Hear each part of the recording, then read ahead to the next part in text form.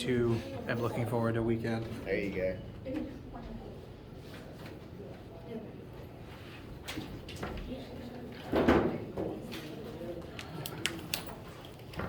Happy Friday. How's everyone doing? Same. Had that Phys1000. Oh no. Yeah, this Dr. Ott is across from my office. He was telling me about how the chem department is having like their first of 4 tests. That's why I referred to them too.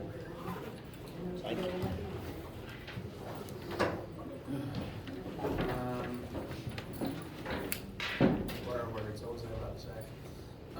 Okay. There is something that I'd like to accomplish today.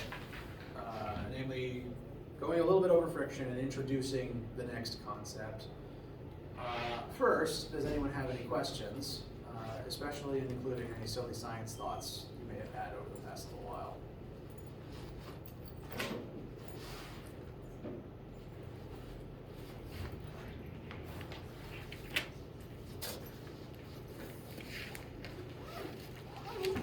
Anything related to homework or a movie you saw lately?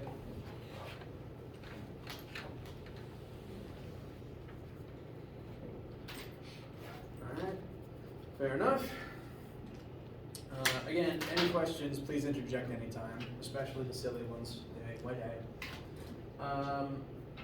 Before we actually talk about friction and then the notion of the physics definition of work later today, I've been getting questions about this homework example, so I want to address it at least briefly.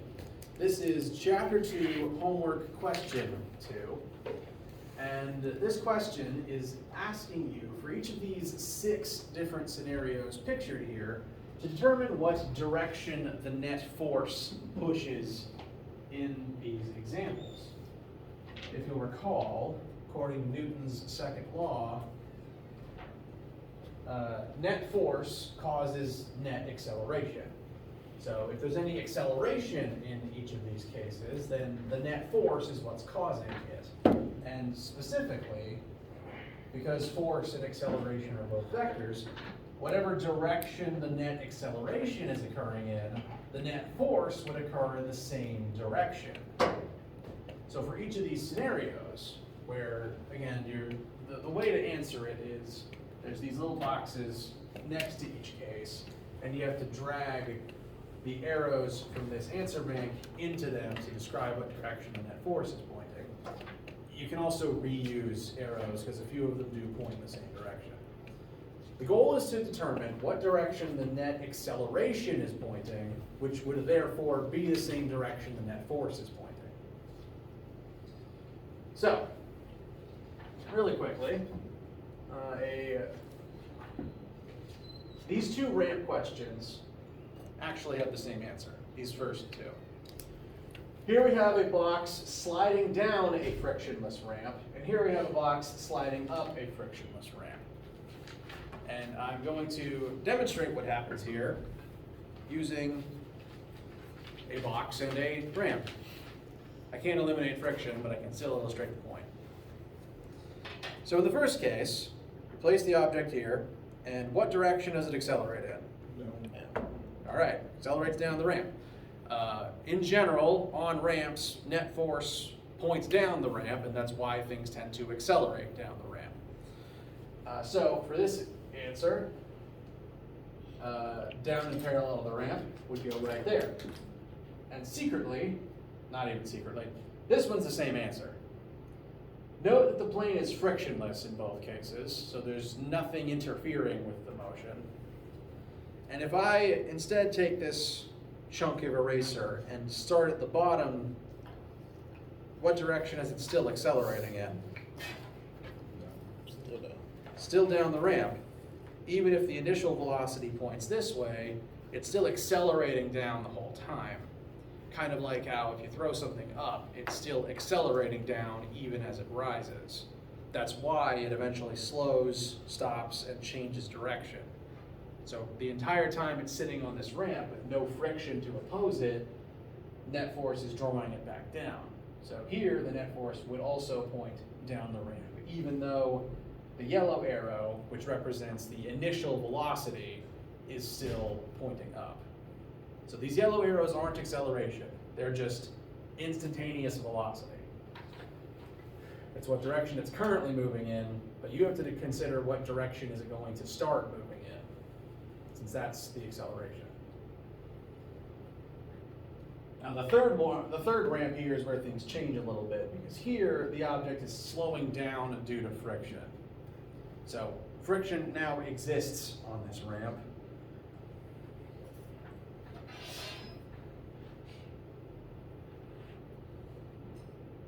And if it's slowing down, it will eventually stop.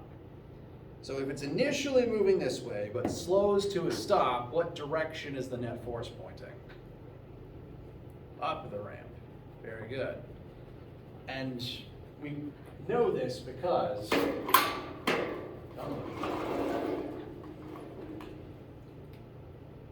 if this is the direction it's moving, and if friction does exist this time around, friction would point the opposite direction to oppose it. So in this case, friction is going to point that way, slow it down. So for this one, the net force actually does point up the ramp instead of down, which is why it stops instead of keeping going. How do the ramps feel?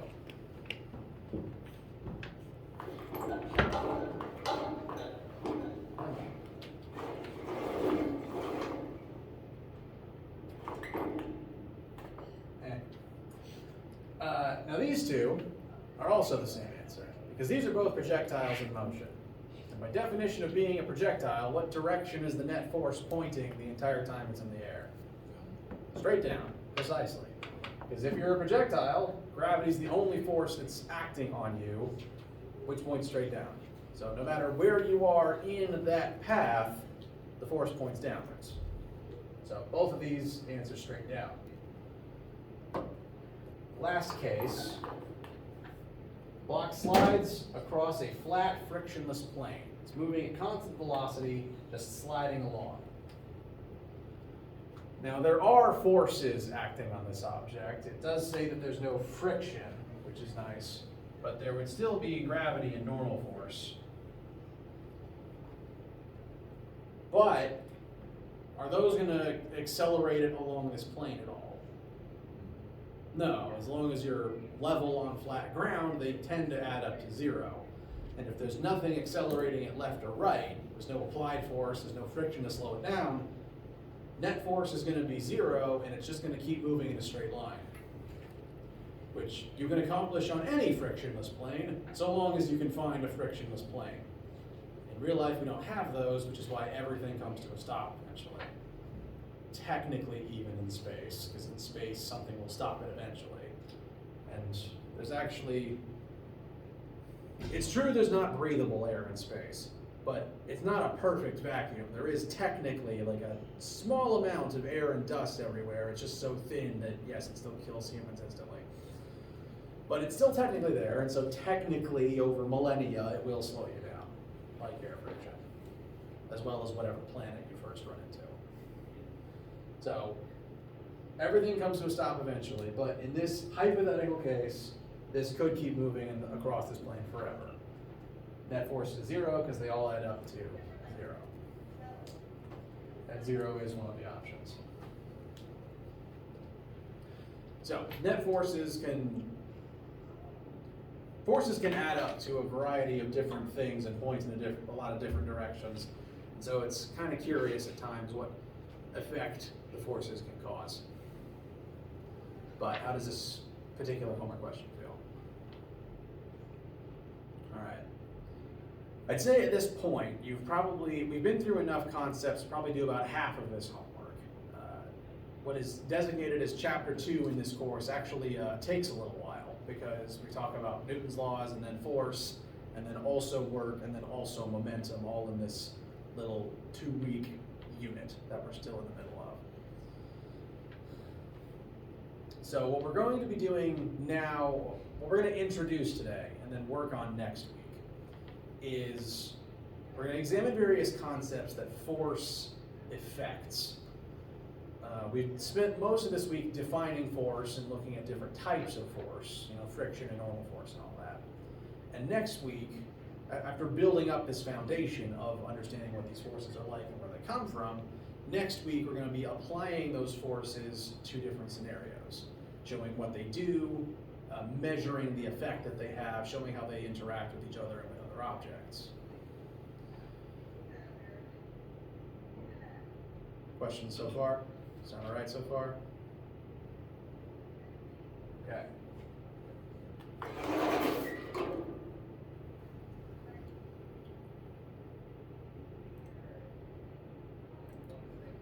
Now, last thing we covered is friction. So I want to at least quickly get a little bit more sample math for that one in. Build up this foundation before we start applying it next week.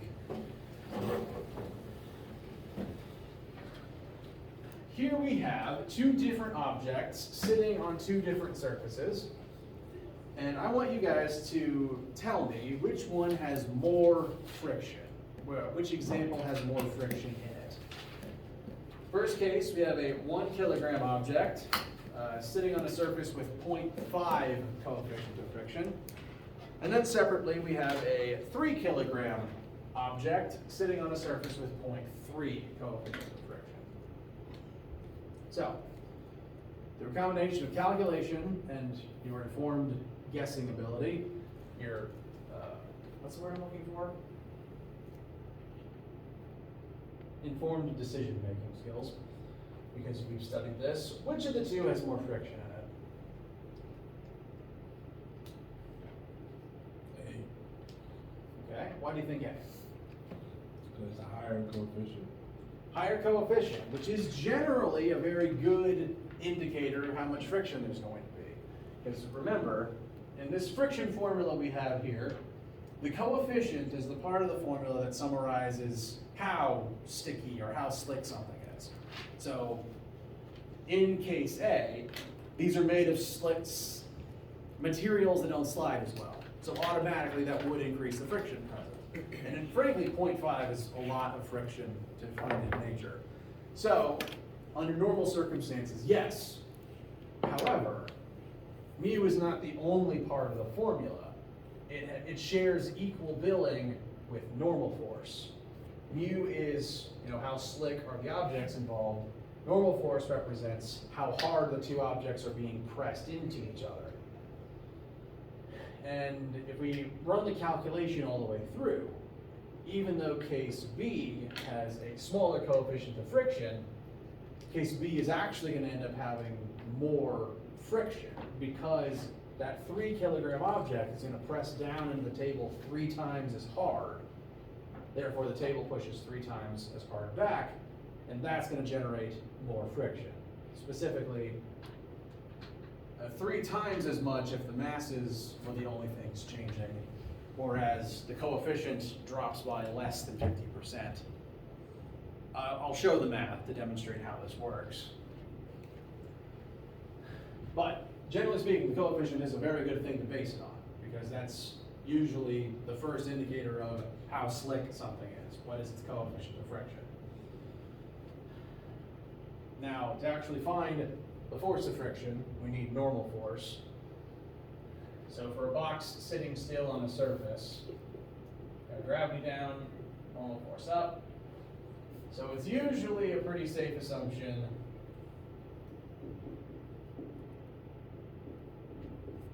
that gravity, the normal force is going to be equal and opposite to gravity. So we find the weights of the boxes, we can plug that in for their normal forces.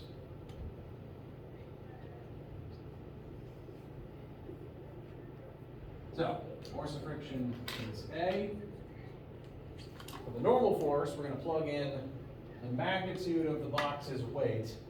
So that's going to be its 1 kilogram of mass times 9.8. Note, we're just plugging in the magnitude because normal force is opposite to gravity. Gravity is inherently a negative number, so negative times negative is positive. Normal force points up. That's why I'm not including the negative side. And then times the coefficient. And that should give us 4.9.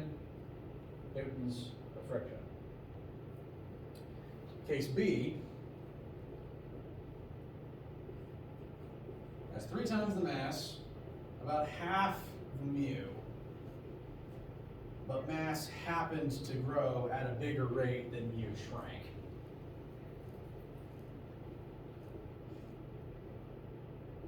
So this would come out to, if my memory serves, about 8.8.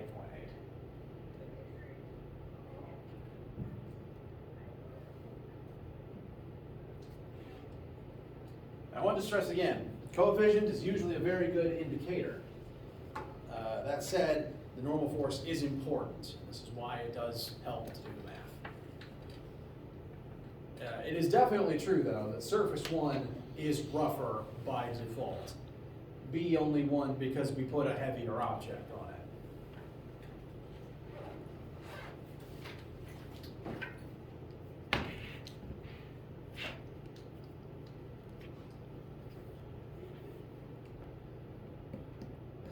Feel all right? Any questions or concerns?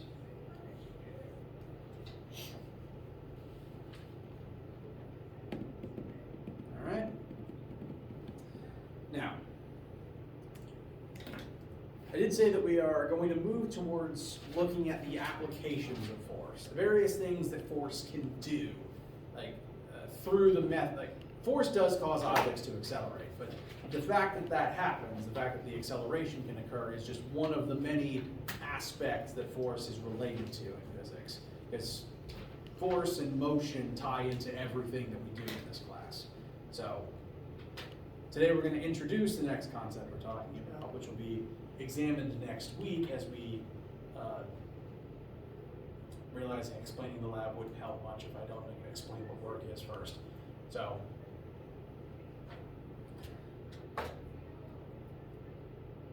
I hinted last time at the fact that friction, it's a pest, it gets in the way, it stops motion where sometimes you want motion to happen.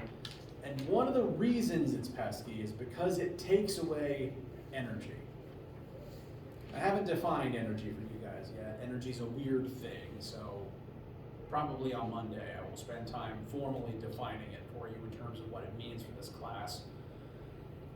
But what I mean when friction takes energy away is I told you guys that you know friction exists because you can rub your hands together and what happens?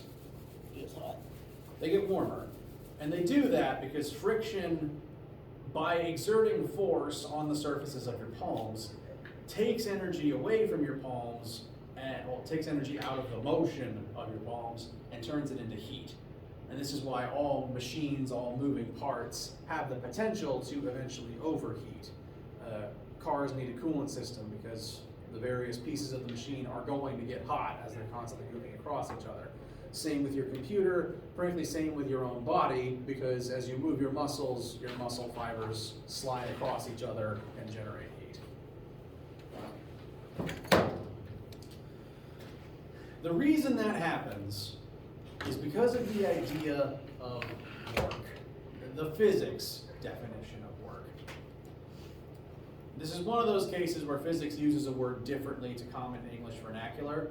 So, like off the top of your head, when you hear the word work in just your daily life, what do you think that means? Like what definition would you try to put on that? Somebody doing something they're supposed to. Doing something you're supposed to. I'm actually going to focus on the doing something part. Because if you are doing work, like if you're going to a job, you are accomplishing some sort of a task, correct? Well, And that's actually not a bad way to describe the physics definition of work. In physics, we describe work as the process of exerting a force on something and successfully making it move. Because this act means that your force is actually accomplishing something. There's lots of times where forces are exerted and nothing happens. For example, every object on all of our desks right now there are forces on them, gravity down, normal force up, but the object's not moving, so those forces aren't really accomplishing anything. Nothing is being done, no work is being performed. Similarly, if I push myself into this wall, like I'm trying to knock it down because I've watched too many Hulk films, I'm exerting a force, but is anything happening? No, I'm not actually accomplishing anything. The wall is just absorbing the force, and I am wasting my own energy. Because it turns out every time you exert force, whether or not you're accomplishing a task or not, you are using up energy. This, over and over again, takes energy. Frankly, being awake takes energy. Breathing and blinking take energy because there's force and motion involved. Literally everything you do, every motion you make is caused by a force in some part of your body, and by the physics definition of work, if you exert force and something moves, you are accomplishing work and therefore using up energy. And so this is our next formula that we'll be examining. I believe this is formula 7. This is the formula for the physics definition of work. The capital W on the front is work, so that's our newest variable. And for every new variable, I'll always go through the process of defining it, telling you what it's measured in. Additionally, I'll get to that in a minute. Work can be thought of as the use or exchange of energy. Similarly, it's a metric for how much effort you accomplished with a particular force and with a particular movement. Looking at the formula, work is equal to force times displacement. If you exert a force and you make something move a distance, lifting for example, I have to exert a force on this remote to overcome gravity, and I can measure how far I make it move upwards. That is a displacement. I exerted a force. The force times the displacement tells me how much work I accomplished, how much energy I had to use to actually accomplish that task. If you have to use more force to accomplish something, it's going to take more effort on your part. It's going to tire you out faster because you're using up more energy to do it, but you are getting more accomplished. You're getting more work done for that energy expenditure. Similarly, if you increase the delta x, if you increase the distance you move or the distance you push something, you are also going to accomplish more, but it's also going to cost you more energy. This is why running is a pain. The farther you run, the more energy you literally have to use to accomplish that task. So those are the two things that affect how much you accomplish and likewise how much energy you burn up in that task. Exert more force, takes more energy. This is why machines are useful, because they can exert high forces without tiring themselves out. So, again, work can be thought of as the amount of energy it takes to perform a task and the amount of effort you successfully accomplish when you use a certain force to make something move. And again, any force, any motion, that does literally include blinking. This act takes a certain amount of energy, which means you can tire yourself out by blinking, technically, and breathing, and really moving any part of you. It requires force and displacement, specifically in the same axis. I'll elaborate on that later.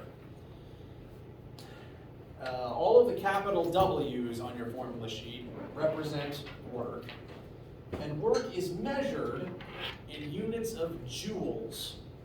Not like diamonds. This is the French name joule, abbreviated to uppercase J. It is named after a French physicist from several centuries ago.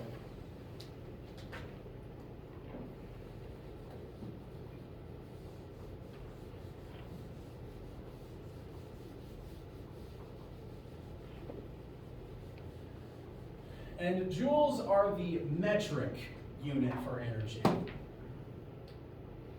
honest question, no wrong answer. Have any of you heard of or used joules as a unit before? High school. All right, about half of you actually, cool.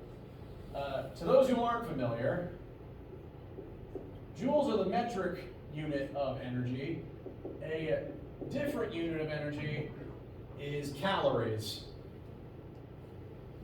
If you've taken chem classes, you probably use calories as a unit of how much energy is stored inside of a chemical bond or how much heat it takes to make something happen. Calories and joules measure the same thing. They're both energy. So when you eat food calories, that's literally putting energy in your body that you can use to do work. I believe, off the top of my head, one food calorie is about 4,000 joules. So you can actually get a lot done just with one bowl of cereal. That said, your body does have to route a lot of the energy from your food into processes like staying alive. It takes energy to make your heart beat, it takes energy to breathe. Only about 20% of what you eat actually ends up in your muscles. I believe. I'm not a biologist. That's just the statistic I was quoted before.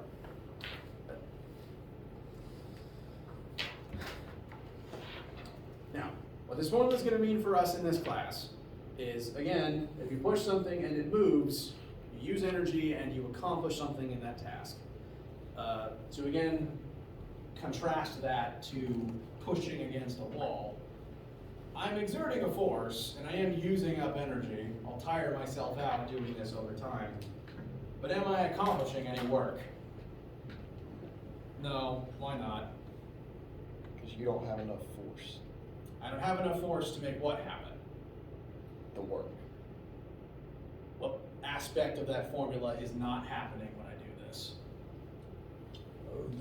Displacement? Yes, I am not making the wall move, at least not measurably. You need to have both force and displacement to successfully do the physics definition of work. Which technically means, if a parent or guardian or a teacher ever asks you, have you done your work yet? You can do this and say yes. Nice. Because that's force and distance.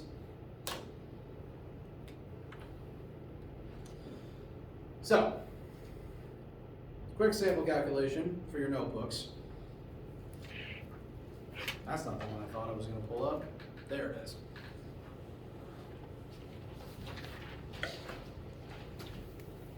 Let's say it's moving day.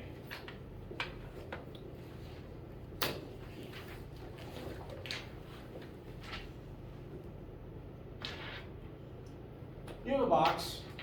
It's not super heavy. 100 newtons would be, no. 100 newtons would be like a 25-pound box. This box weighs 100 newtons. We've already found its weight. That's not its mass, it's actually its weight in terms of force of gravity. And we are going to push it across the floor with a force of 50 newtons, 50. Now, we're going to push the box, say, to the left from where you're sitting, and the box is going to move 10 meters to the left. So that's a pretty good distance. That would get it out of your room and on the way down the hall, or vice versa.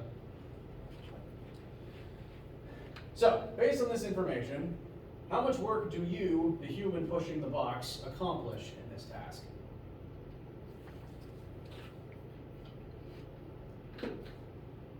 Would our displacement be 10 meters? It would, because we are exerting the force this way, and the box is successfully displacing, I'll be more specific, this way.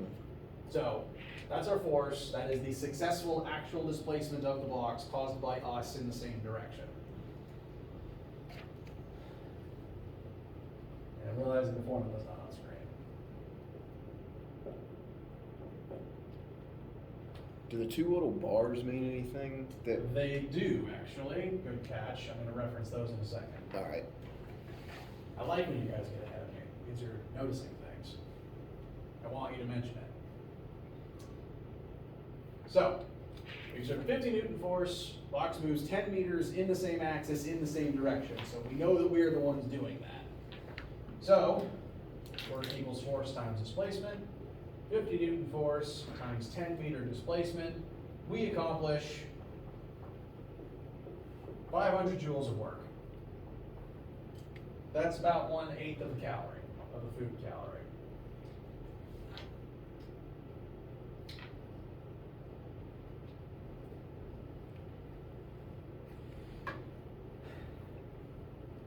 So, move a couple of these boxes, have a snack.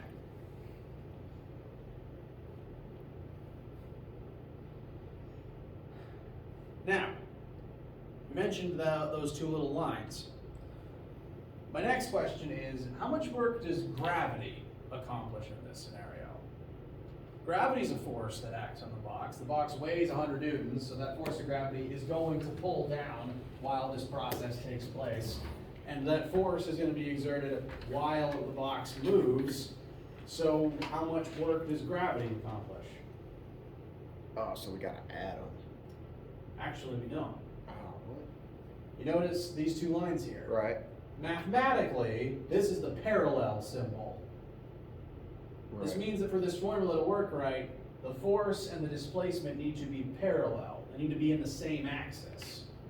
You push something to the left, you exert a leftward pointing force, you want the box to displace to the left, or right would be in the same axis, but rarely do you push something left and it go right. Gravity is in what axis in this picture? What? Y. And what axis is our displacement in? X. Are those parallel? No. No, which means that we cannot use this formula here. What it means, I mean, we technically can, but if we're pondering the x-axis, if say we plug in 10 for the displacement, how much force does gravity exert left and right? None. 0, so 0 times 10 is 0. Likewise, if we're looking at the vertical axis, okay, gravity is exerting a force of 100 newtons. How far does gravity move the box vertically? None. None. So 100 times 0 is also 0. So either perspective, gravity accomplishes no work here because the displacement and the force are not parallel. Excuse me. But it increases friction. Correct. So it's indirectly interfering, but not directly interfering. Once again, you're getting ahead of me. You guys are doing your jobs.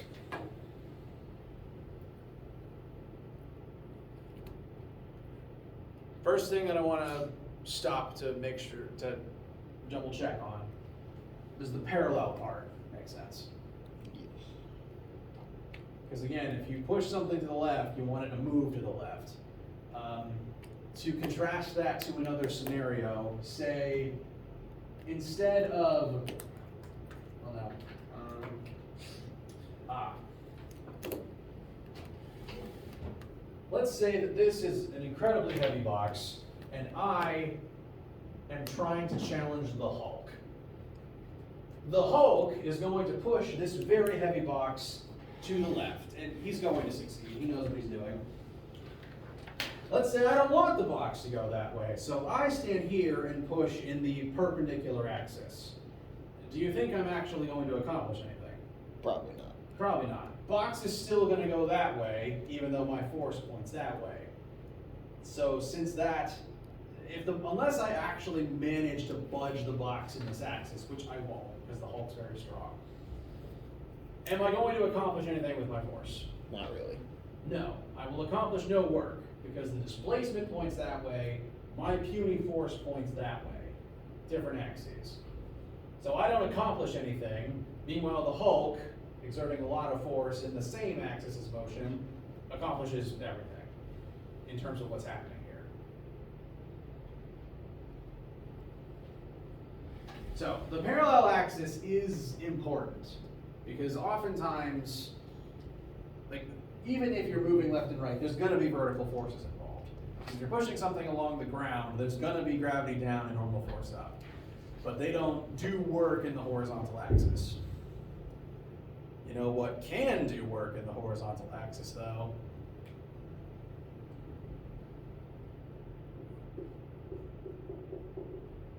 Friction. Note the formula just says the force and the displacement need to be parallel. It doesn't actually state that they need to be in exactly the same direction. They can point in opposite directions in the same axis. Friction, inanimate as it is still capable of doing work. And if we exert positive force on things to try to push them in a direction and accomplish positive work, you want to accomplish something. Friction, since its force usually will point in the prescribed negative direction, it opposes our motion, will do negative work, meaning that it takes energy away from things.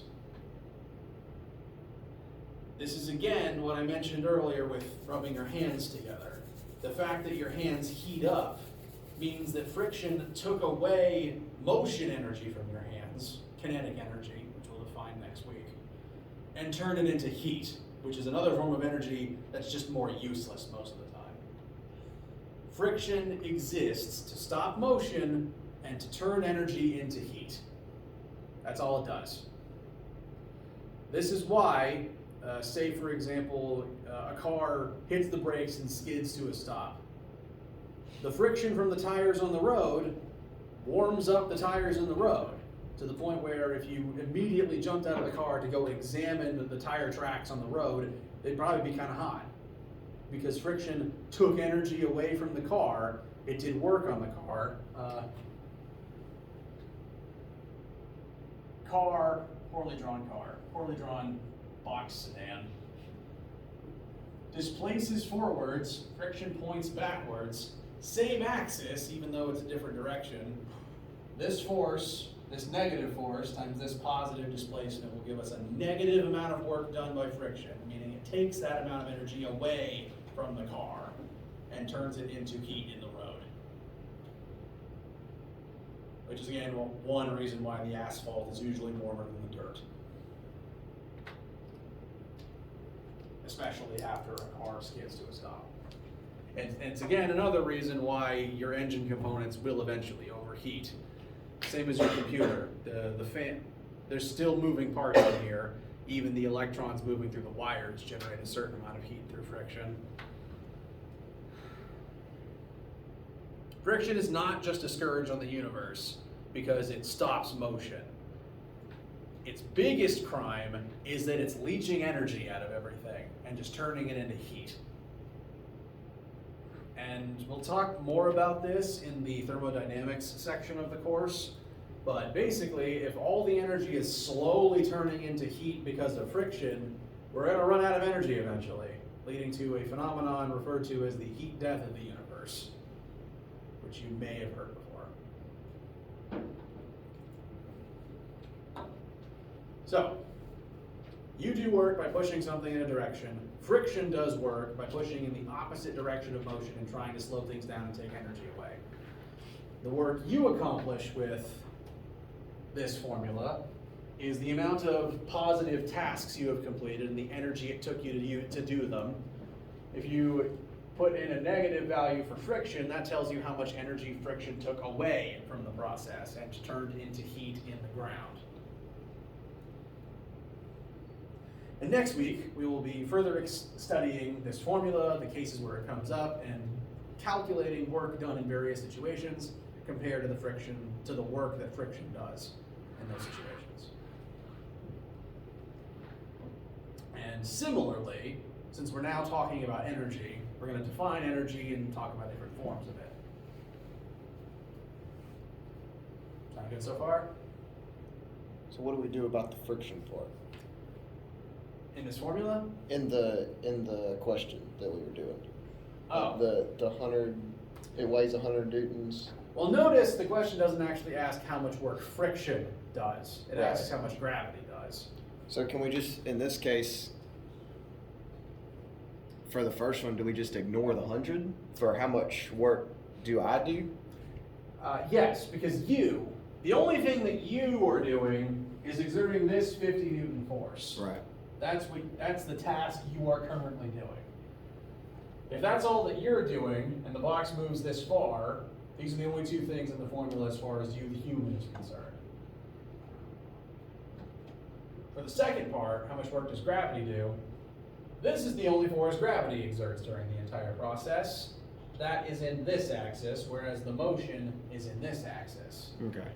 By virtue of the parallel rule, gravity accomplishes zero work in this case. The only time gravity accomplishes any work is if something is moving up and down, because then the motion is in the same axis as gravity.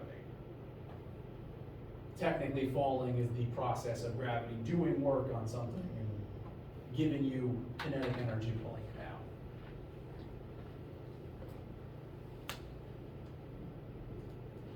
So, the official answer to this question, how much work does gravity do if you push something to the left and only the left, it's 0. Now, how much work does gravity do when you drop something? All of it. It would be the weight of the object times the distance it falls.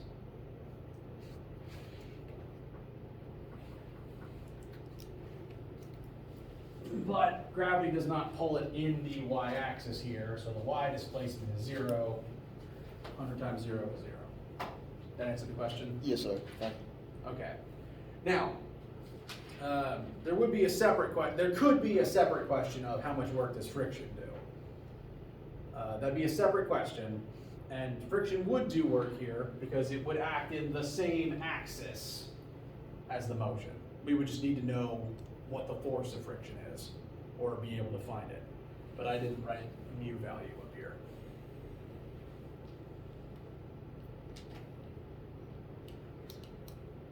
But that's then what we will work on next week.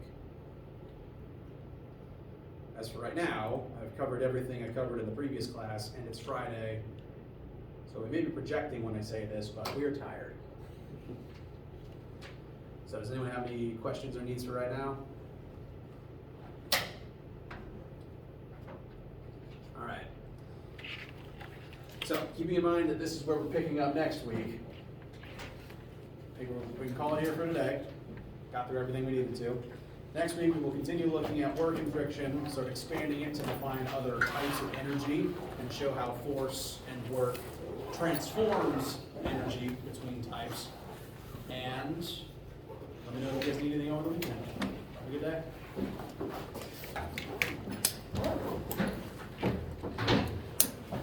Still got that lab? You got lab, right? Yeah, we do still have lab today, sorry.